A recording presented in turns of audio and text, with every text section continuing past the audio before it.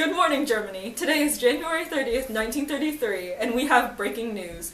The results of this term's election are in, and Adolf Hitler has just been elected Chancellor of Germany, along with the Nazi Party gaining 107 seats in the Reichstag, with receiving over 18% of the overall vote. Many people are hopeful that Hitler and the Nazi Party will create order in the chaos and suffering that we've endured since the U.S. stock market crashed in 1929. Seeking an alternative to the democratic parties that have been in power for the last decade and since the end of the First World War. This also marks the end of the Weimar Party's hold on power, after 10 long years. After Hitler's defeat in the race for president against his opponent Hindenburg, who won with a 53 to 36% majority last year, he has finally managed to climb to the top. Throughout the course of this past year, he has garnered more and more followers through his public speaking and meetings with the German people. He claims that he intends to give jobs to the unemployed and citizens of Germany and to rid Germany of its corrupt politicians.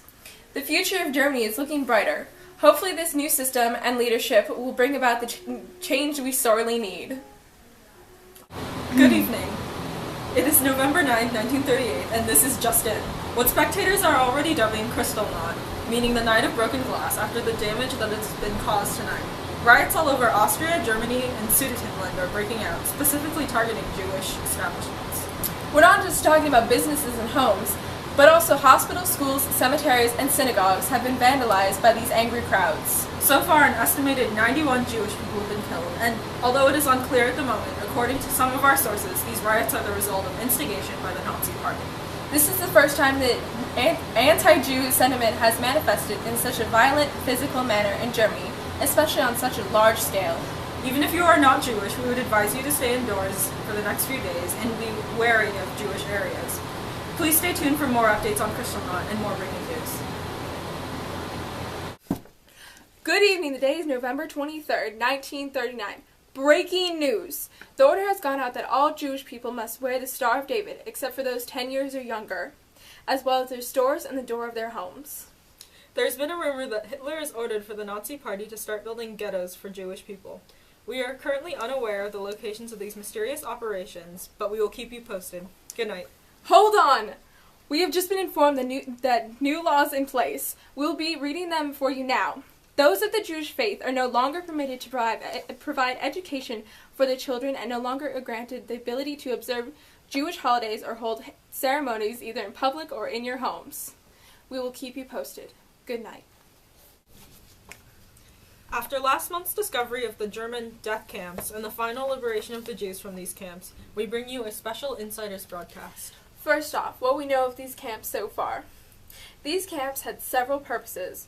Some were used only to execute people such as Jews, Jehovah's Witnesses, gypsies, political opponents of the Nazis, and homosexuals. Others were labor camps, which required work days of over 10 hours, often with beatings and with incredibly poor rations.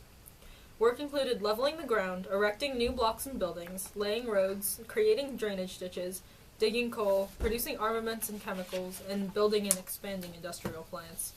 Majority of the survivors were weak and starving by the time the troops had arrived. There were 6 of these death camps operating in Poland alone, the longest surviving and the one that killed the most people being Auschwitz. Over 1 million Jews and 1 million people of other groups were killed in Auschwitz alone. The other camps were Treblinka, Belzec, Sobibor, Chelmno, and Lublin. Although these numbers may not be final, an estimated between 5.2 and 5.8 million Jews were killed during Hitler's regime. Although these numbers may be hard to grasp, consider this. This was half of Europe's Jewish population, and over half the number of military personnel killed during the Great War. With about 2.7 million killed in camps, thousands of others died during the relocation marches organized in efforts to flee the Allied forces. The rest died by the use of firing squads and other forms of quick execution used by the Nazis early on in the war. Although it can be hard to hear, we've made it our priority to keep you, the public, informed during these times. We hope you'll all be able to pitch into the post-war efforts and finding it in your hearts to aid those in need. Good night. So do we need to add this and then that in there, or can we just cut out one of those? I think we can cut out this part. Okay. I just cannot believe that this has been happening. Like, I know. I feel like So it's kind of our fault. I mean, as the media, it's like our responsibility to be on top of this, and I feel like we just turned a blind eye to Hitler, even through all these warning signs. I know, like, I don't even know. They're like, the Jews are being moved to ghettos, and even Kristallnacht. We should have realized, but we were just so hopeful. Yeah, right?